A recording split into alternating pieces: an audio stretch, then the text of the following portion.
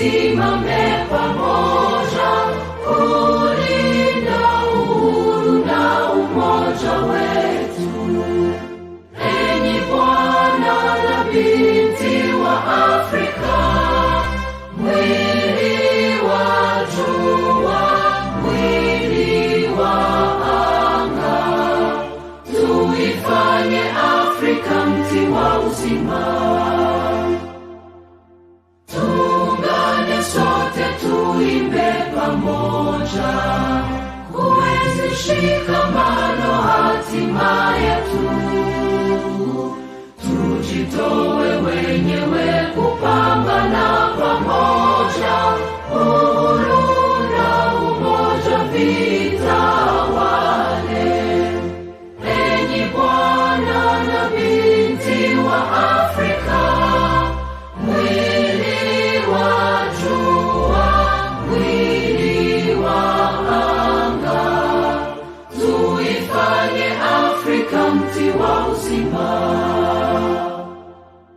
Tuungane sote na tujibidishe kutoa kilicho bora kwa Afrika, chimbuko la wanadamu, chemchemi ya utamaduni, tumaini letu wakati wa mafarakano.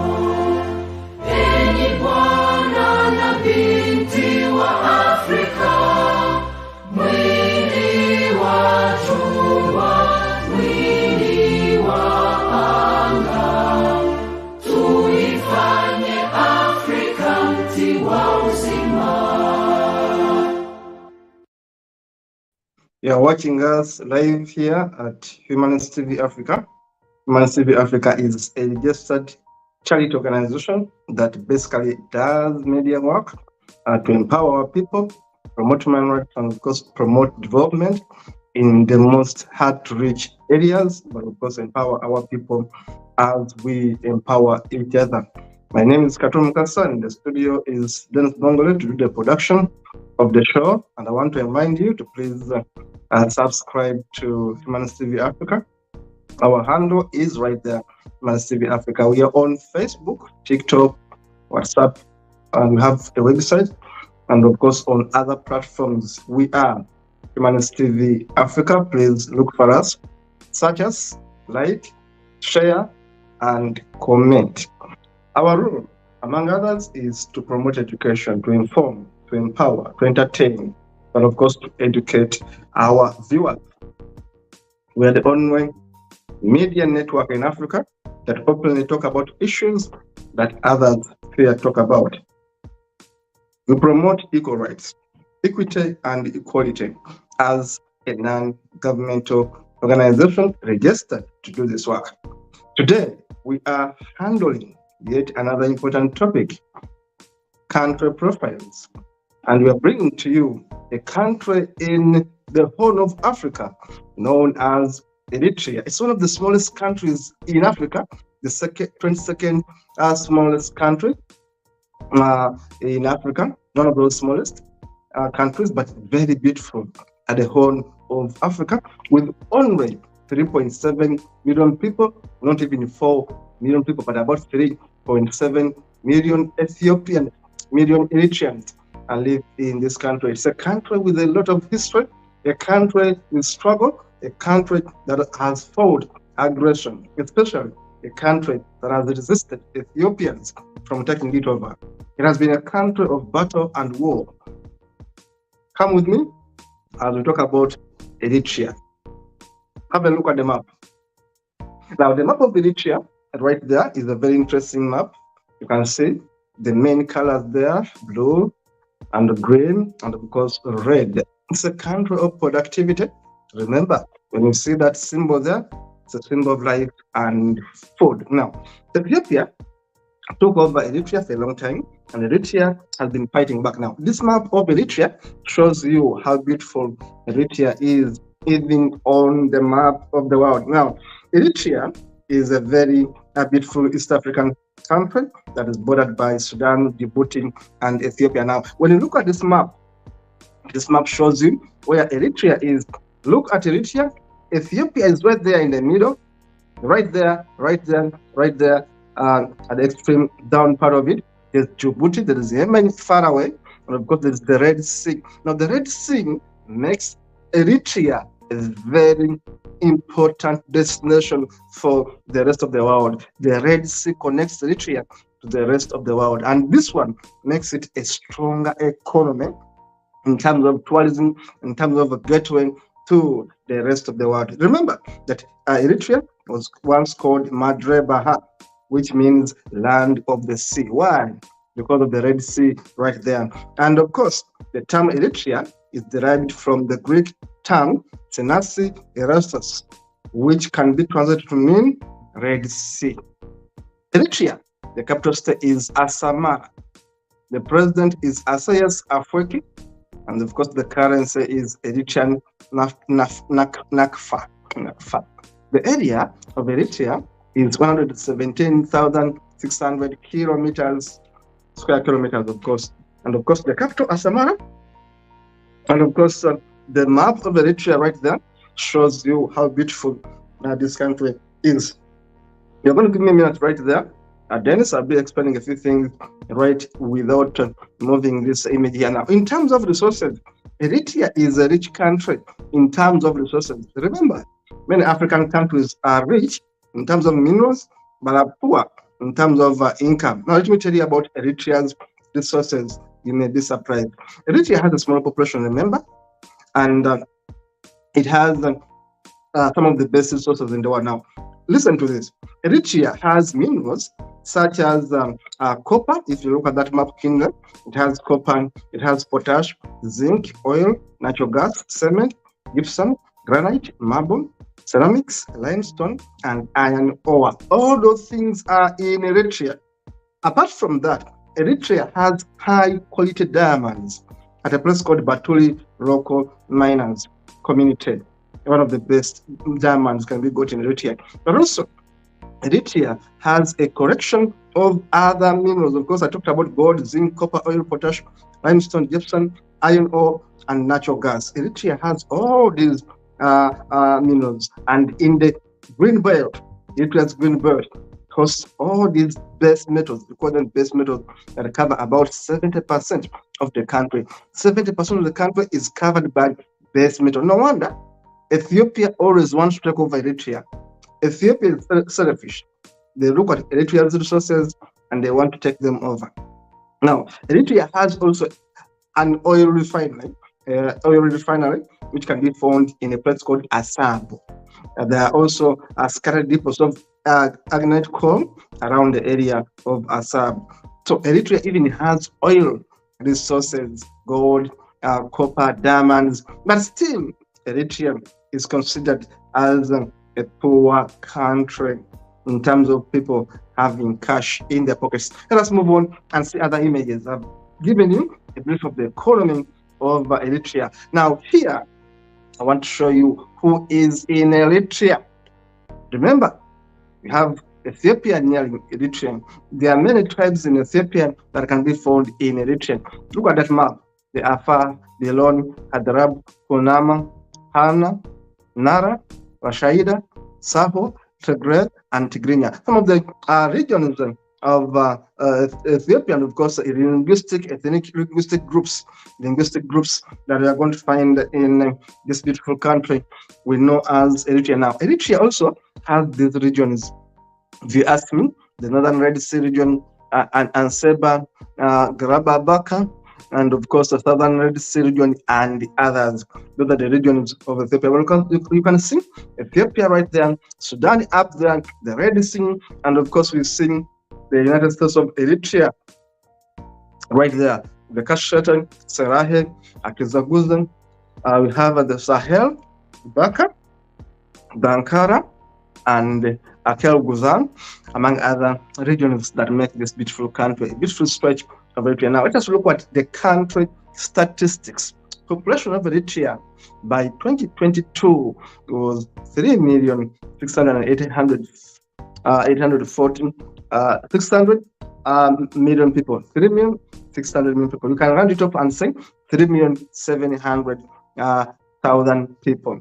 Population growth rate was 1.7% annual growth rate. And of course, age dependence is high at 76%. Urban population is 42%. It means many people actually are going to the urban, but also in the areas that are rural, there are people there. Infant mortality rate in Ethiopia is high. Infant mortality rate in Ethiopia is high at 28 per 1,000 live births. That is threatening. And of course, life expectancy at birth is always 66 years. Now, in terms of age distribution, total population of Ethiopia, in terms of that, we see that majority of people in Ethiopia, like the rest of Africa, are between the ages of 15 and 64. Note that about Africa. Majority of the people in Africa are between the ages of 15 and 64. In Ethiopia, they are 56%. Now, the other age group, which is also big, is the ages between 0 to 14 years, that is 39%. Now, those above 65 years are only 4%. It means the population is much younger in Ethiopia. We look at electricity there. Electricity, Ethiopia has a bit of production. I told you it has a bit of energy, but not so much. And consumption, right there, not so much. It doesn't export much of the energy and doesn't import much. They simply get enough for themselves. Now, in terms of technology, airports are 13, cellular phones about 500,000, 6,000, 500,000 telephones there, 500,000 of course. Highway coverage is about 16,000 kilometers. Internet users about 69,000 people there. Railways cover about 306 kilometers per 2018 data. Telephones about 66,000 in Ethiopia. Of course, this data can be changed because years have gone by. Now, in terms of geography and environment, remember I told you Ethiopia is located in the Eastern Africa, bordering the Red Sea between Djibouti and Sudan. Total area is 117,600 square kilometers. Land area covers that. Water area is quite big at 16,600 square kilometers. The coastline of Ethiopia is one of the biggest coastline in Africa. It is 2,234 kilometers. The coastline alone is big. Now, climate is hot, dry desert, and sweep along the Red Sea, and cooler, wetter in the Central Highlands, and of course up to 61 degrees. Okay. Now, in terms of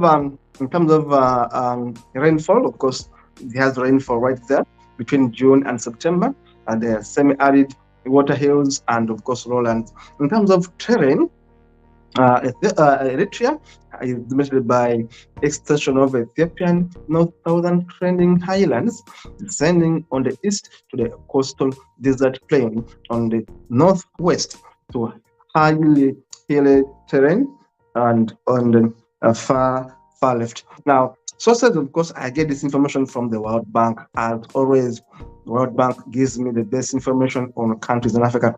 People of Ethiopia, remember, I told you that Ethiopia has no big difference in terms of people composition with Ethiopia. Eritrea and Ethiopia are sisters and brothers. Look at the people, happy people, beautiful people in Eritrea. I should tell you, yes, beautiful people right there in Eritrea there. Now, that is Asamara and the photos. As we see these photos, then it's going to be showing the photos, and I'm going to be taking you through the history of Ethiopia. As we see these photos, then slowly I want to take them through the history of Ethiopia. Now, we are saying that Ethiopia is a rich country, which is having access to the Red Sea. But this one also has made it so much available for invaders. For example, the Ottoman Empire in 1557 attacked Eritrea and occupied it, made it one of its colonies. And the Ottoman Empire colonized Eritrea for 300 years. As you see those photos of Asmara, the capital city of Eritrea, I want to give you a brief history where this country comes from. For 300 years, the Ottoman Empire ruled Eritrea. That's why you see a bit of Arabic blood in people in Eritrea. Now, in Later on, of course, we see, and between 1882 to 1941, Eritrea was colonized by Italians. It had been taken over by the Egyptian Khedives, and then the Italians took over from the Turks. Also, the Turks took over Eritrea, and of course, we see the British took over Eritrea between 1941 to 1952. The British were ruling Eritrea. In 1840, Egypt occupied the lowland part of Eritrea. In 1872, Egyptians displaced the Turks and ruled Eritrea, covering the Red Sea.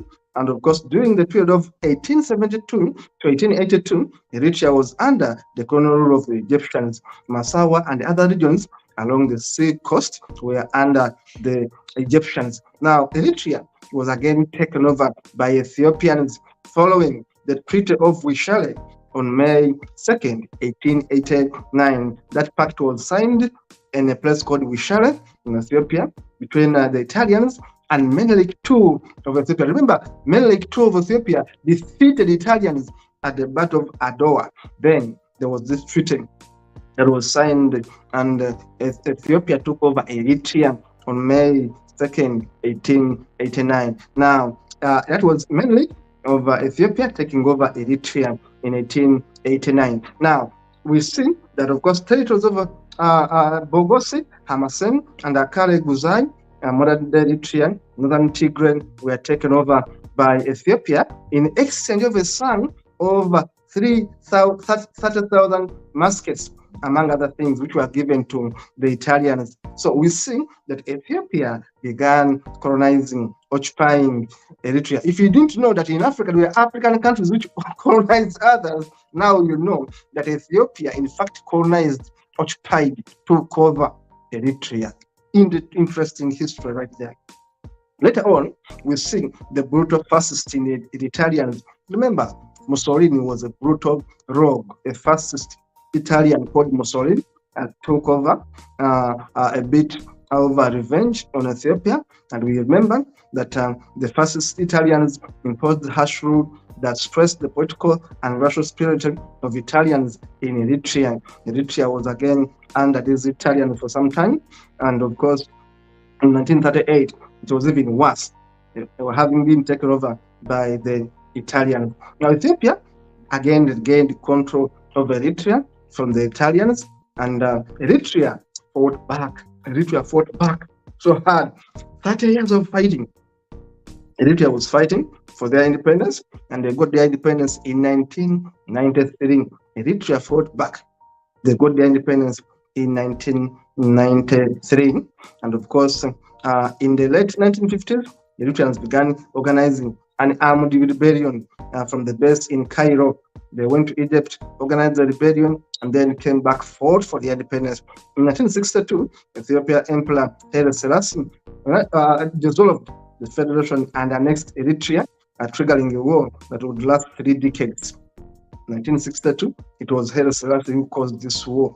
And next, Eritrea went, people went into Egypt, organized themselves, came back and fought for 30 years. They were fighting Ethiopians. You can imagine Africans fighting against Africans, Africans fighting against each other for independence. Ethiopia had taken over Eritrea. Eritrea went into a rebellion for 30 years. They were fighting the invaders. Between 1961 to 1991, it was a war, serious war, where many people were lost. And of course, we can say that Eritrea has some of the best armies in Africa. Not that Eritrea has some of the best armies in Africa.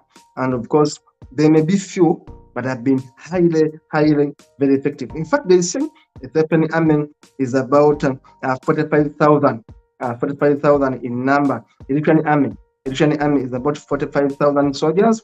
They also have a reserve force of about 250 soldiers in reserve. So Eritrea has always been fighting against occupation. From who? From Ethiopians. Isn't it interesting that Eritreans are fighting against Ethiopians, fellow Africans, terrorizing fellow Africans? And they are fighting for 30 years to get their independence from Ethiopians. From 1961 to 1991, they were fighting brutally fighting. And because of that, Eritrea is known as the country with so many refugees in the world. Eritrea has some of the highest number of refugees in the world because they have been under war for a long time. Wherever you go, you will find refugees from Eritrea. Why? There's been a war in their country. Now, because of that, Eritrea becomes a hard country to live in. Beautiful country, but always under war. Let us look at the leader of Eritrea as the last photo right there now. The man is called Isaias Afwerki. This man has been a fighter. This man has resisted Ethiopians. This Eritrean guy here, Afwerki, Isaias Afwerki has been a resistant of Ethiopia. The president of Eritrea and the incumbent one now resisting to regain sanity for his nation. The nation is poor, not because they are poor in terms of resources, but because they've been always fighting against Ethiopians. They are always under attack. They fight back, always under attack. This guy is leading Eritrea to freedom. They may be independent, but Ethiopians keep on provoking them. They keep on fighting back. Eritrea is one of the countries in Africa with the highest number of refugees in the world. They're always running because the Ethiopians are always attacking them. Yet this country is peaceful, but we cannot recommend you going to Eritrea because it's not stable. It's not stable. They are always under a threat of a terror attack. So we want to call upon Ethiopia and Eritrea to accept peace, negotiate peace. Yes, there is peace on paper, but they want to see real peace existing between Ethiopia and Eritrea because you guys are brothers and sisters. You better let Ethiopians be. You better let Eritreans be in peace. Thank you so much for watching. It is Humans TV Africa. We want to encourage you to please subscribe, like, love, comment, and tell us your thoughts about this and all our programs. See you in the next one.